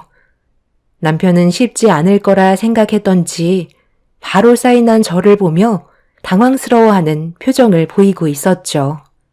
결국 저희는 이혼을 하게 되었고 더 이상 법적으로 부부가 아니었어요. 함께 살아온 세월이 서류 한 장에 서명하면서 모든 게 끝나 버렸습니다. 그런데 제가 식당에서 나가지 않고 일을 하고 있자 남편이 그런 저를 보더니 당황했는데 화를 내기 시작했어요. 당신은 이제 우리 집안과 상관도 없는데 왜 식당에 붙어 있는 거야? 당장 안 나가? 내 계획에 차질이 생긴다고. 무슨 계획? 당신이 그토록 바라던 이혼해 줬잖아. 나는 이제 가족으로서 식당에서 일을 하는 게 아니라 직원으로서 사장님한테 돈을 받으면서 일을 하고 있는 거라고. 당신이 나한테 주는 양육수당으로는 애들 먹여 살리기도 힘들고 뱃속의 아이도 한창 자라고 있어서 음식에도 신경을 써야 하는데 사장님이 내가 걱정된다고 한동안 곁에 있어주길 바라시네. 엄마, 지금 제정신이에요? 제가 어제 그랬잖아요. 오늘 제가 마음에 두고 있는 여자 소개해 준다고 했는데 제 말을 안 들으신 거예요? 너 당장 안 나가. 우리는 이제 법적으로 아무 사이도 아닌데 내 인생 말아먹을 작정이야? 당신은 내 인생 말아먹다 못해 짓뭉개 놨는데 나는 당신이 잘 되길 바라야 하는 거야? 여자가 한을 품으면 온유월에도 서리가 내린다고 했어. 어차피 남남이라 더 이상 주변 신경 쓰지 않아도 되고 내가 하고 싶은 대로 하면서 살겠다는데 당신이 나를 막을 필요는 없잖아? 평생을 쫓아다니면서 당신의 인생에 참견할 테니까 나 신경 쓰지 말고 하고 싶은 대로 해. 여보세요? 네, 수혜 씨. 저예요. 오늘 제가 갑자기 급한 일이 생겨서 아무래도 저녁 약속을 취소해야 할 것 같아요. 정말 죄송해요. 내일 제가 좋은 곳에 데려갈 테니까 너무 서운해하지 마시고요. 그럼 나중에 연락드릴게요. 지금 나랑 한번 해보자는 거야? 누가 먼저 무너지고 싶은지 보고 싶은 거냐고. 직원 주제에 지금 멀뚱히 서서 뭐하고 있어? 빨리 일 안 해?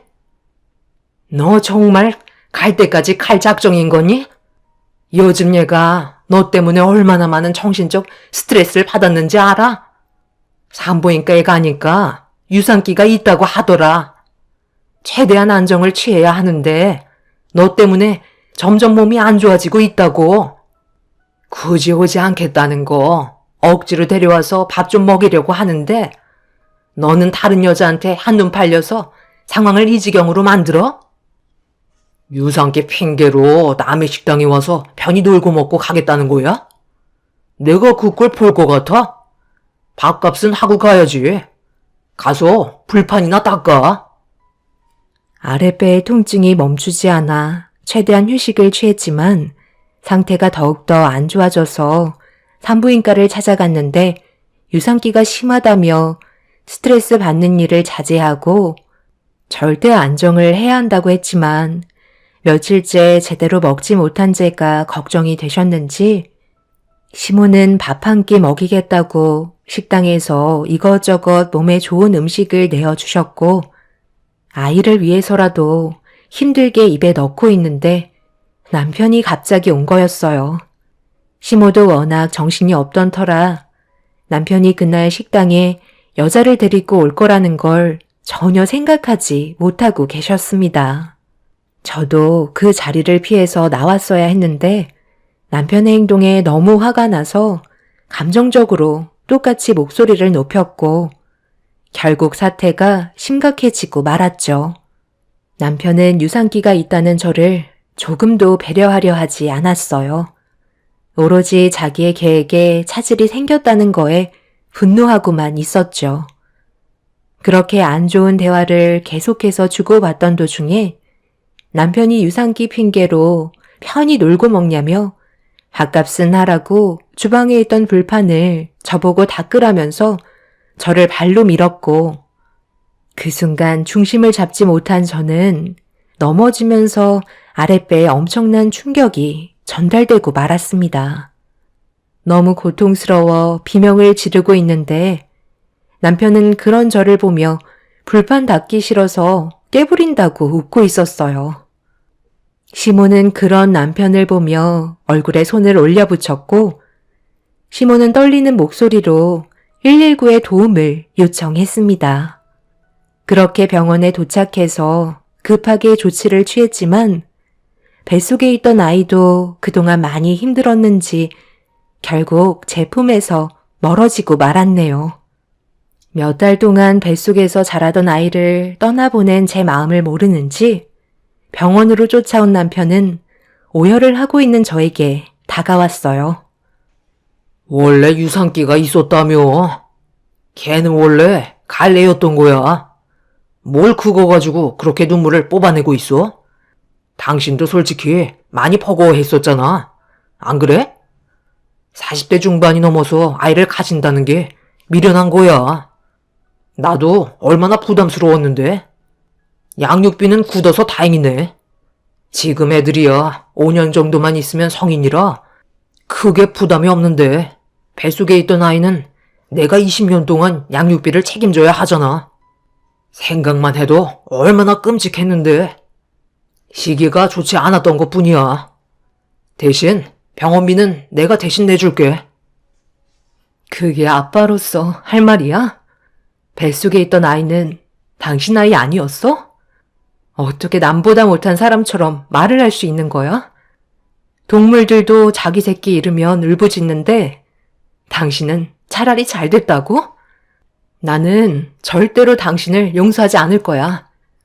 오늘 일은 그냥 넘어가지 않을 거라고. 법적인 절차대로 당신을 상대할 거고 그에 따른 처벌을 받길 바래. 그리고 우리 2번 다시 엮이지 말자. 무슨 이깟 딜로 법을 따지는 거야? 쓸데없는 데에 힘 빼지 말고 다시는 내 앞에 나타나지 마. 알겠어? 시모는 남편을 붙잡고 당장 무릎 꿇고 손이 발이 되도록 빌라며 못 나가게 막았지만 남편은 급하게 병원을 빠져나갔어요. 시모는 저를 보며 미안하다는 말만 반복하셨고 결국 태어난 저는 남편에게 죄를 물기 위해 신고를 하게 되었습니다. 그렇게 법적인 절차를 밟게 되면서 임신을 하고 있던 저에게 보인 행동들이 의도적이었는지 실수였는지에 따라 처벌 수위가 많이 달라졌었어요. 그런데 그때 당시 식당에 있던 손님들 중 단골 손님들도 있었는데 직접적으로 증인이 되어 주셨고 핸드폰으로 손님들이 촬영한 영상들을 증거물로 제출하면서 점점 문제가 커지자 불안해진 남편은 저와 좋게 합의를 보기 위해 꽤 많은 조건을 내세우기 시작했어요. 듣고 있는데도 너무 어이가 없어 대화조차 하고 싶지 않았습니다. 당신이 나랑 그동안 함께한 세월이 얼마인데 이 정도는 그냥 넘어갈 수 있는 거 아니야? 이혼해서 남남이라지만 그래도 정이라는 게 있잖아. 내가 잘못한 건 인정할게. 그런데 정말 실수였다니까. 남들 말은 절대 믿지 마. 나랑 합의 보면 되는 거 아니야? 서로 깔끔하게 정리하고 2번 다시 안 보면 되는 거 아니냐고. 얼마를 원하는데? 당신이 원하는 대로 뭐든 줄게. 내가 이 나이에 감옥에서 썩어야 되겠어? 그렇게 되면 애들한테도 안 좋은 영향을 끼치게 되는 거라고. 얼마 전까지만 해도 나한테 목소리 높이면서 난리를 치더니만 점점 상황이 불리해지니까 심적으로 많이 불안한가 봐. 감옥에서 썩고 싶지 않으면 평소에 잘하지 그랬어. 당신이 이런다고 내 마음이 조금이라도 변화가 될 거라 생각해? 내가 징역을 살게 되면 식당에 있는 우리 엄마는 어떡해? 그것도 생각해줘야지. 얼마나 마음이 아프시겠냐고. 아, 이번에는 효심 가득한 아들로 변하시겠다? 그런데 이거 어쩌지? 어머님도 나랑 같은 생각을 가지고 계시는데? 이거 뭔지 알아? 당신한테 보여주려고 가지고 온 등기야. 이 안에 서류를 보면 어머님이 그동안 힘들게 운영하셨던 식당을 나한테 명의 이전하겠다는 서류거든. 내가 하도 받지 않으려 하니까 어머님이 이 서류를 등기로 붙였더라고. 당신이 한 행동들과 그동안 내가 며느리로서 인생을 바친 거에 대해 보상이라며 주신 서류야. 내가 서명하는 순간 당신에게 주어지는 건 아무것도 없어. 하기야, 인생을 개차반처럼 살아온 당신에게 식당을 맡기는 것보다 나한테 물려주시는 게 훨씬 더 마음이 놓이시겠지. 당신한테 넘어가면 당장 팔아서 사리사욕에 채울 거 아니야? 그건 건들지 마. 아버지가 나한테 주시기로 했던 거라고. 네가 뭔데 우리 식당을 가져가겠다는 거야? 내가 좋게 얘기할 때 너도 적당한 선에서 끝내. 알겠어? 우리 집안이 그 식당을 얼마나 힘들게 이끌어왔는데 너까지 꽤 감히 가져가겠다고? 당신 빼고 모두가 힘들게 이끌어온 식당이지. 힘들게 벌은 돈 당신이 그동안 다 빼가서 흥청망청 쓰지 않았어? 내가 식당 주인이자 아들이니까 당연한 권리인데 뭐가 잘못됐다는 거야? 식당은 절대 건들지 마. 내가 만약 징역을 살고 나왔는데 식당이 다른 사람으로 소유권이 바뀌어 있던지 처분이 되었다면 내가 지구 끝까지 쫓아가서라도 당신을 가만두지 않겠어. 내 인생을 이렇게까지 망쳐놓고 당신은 2다리 뻗고 잘 수 있을 것 같아? 평생을 불안 속에 떨게 만들 거야. 저는 시모가 저에게 주신 식당의 명의 이전 서류에 사인을 했고 남편은 절대 안 된다며 제 치맛자락에 매달려 쩔쩔매고 있었습니다. 남편은 지금까지 자기가 힘들여 벌어온 적이 없었기 때문에 식당이 없어지면 할 수 있는 게 아무것도 없었어요. 남편은 징역을 받고 올 테니 식당은 제발 놔두라며 돈 날 구멍이 없다고 앞으로의 삶을 걱정하고 있었네요. 결국 남편과는 조금도 합의하지 않았고 저에게 했던 행동들에 대해 죄를 물어 징역 3년을 받게 되었습니다. 그리고 시모가 저에게 건네주셨던 식당 명의 이전 서류는 저 혼자 소유할 수 있는 문제가 아니라서 다시 시모에게 돌려드렸어요. 제가 받으려 하지 않자 시모는 다른 방법을 생각하셨고 식당을 처분한 다음 그 금액을 저에게 주셨어요. 앞으로 애들한테 돈이 많이 들기 때문에 제가 받아주길 원하셨고 시모는 그날 이후 제 앞에 나타나지 않으셨어요. 아들의 얼굴을 2번 다시 보고 싶지 않다며 다른 지역으로 이사를 가셨습니다. 저 또한 지금 현재 부모님과 함께 새로운 지역으로 이사를 와서 시작하고 있긴 하지만 혼자가 되어버리신 시모가 걱정이 되네요.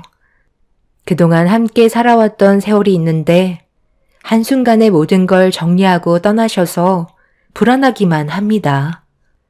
연락처까지 바꾸셨는지 전화도 받지 않으시네요. 만약 시어머니께서 제 사연을 보신다면 저에게 연락 한 통 주셨으면 좋겠어요. 애들도 할머니가 보고 싶다고 하네요. 앞으로 저희 가족이 눈물이 아닌 웃음이 가득한 삶이 펼쳐지길 바랄 뿐입니다. 정말 힘든 시간들이었는데 이제는 행복했으면 좋겠어요. 남편의 개차반 같은 성격이 이렇게까지 사람을 힘들게 할 줄 정말 몰랐습니다. 뱃속의 아이가 세상을 떠났는데 징역을 3년밖에 안 받았다는 게 너무 분하지만 그래도 법적으로 처벌을 내릴 수 있었다는 거에 감사할 뿐입니다. 제 사연 들어주신 분들, 혹시 저처럼 배우자 때문에 힘든 삶을 버티고 계신 분들이 있으시다면 하루빨리 정리하시길 바랄게요. 여러분들의 삶은 소중하니까요. 언제나 행복하시고 가족의 평화가 함께 하시길 바랍니다. 감사합니다.